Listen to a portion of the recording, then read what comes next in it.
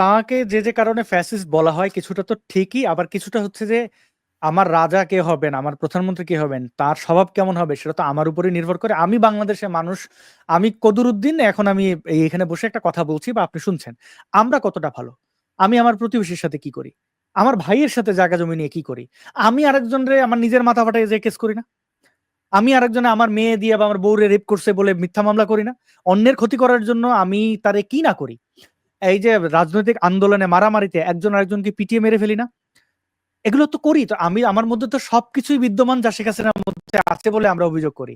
শেখ হাসিনা কেন এত ভালো হতে যাবেন? আমাদের নিয়ন্ত্রণ করতে গেলে তাকে এই যে জুলাইয়ের আন্দোলন থামানোর যে চেষ্টা, অনেক কিছু ভুল ছিল, আবার যে চেষ্টাটা আসলে এটা অনেক ক্ষেত্রে আমি দেখি তো ঠিকই ছিল।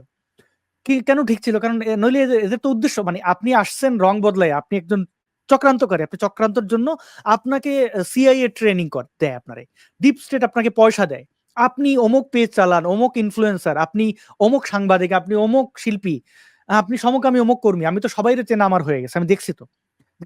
আমার নির্লজ্জের মতো বলে এ পর্যন্ত টাকা পাইছে কে কত জানেন?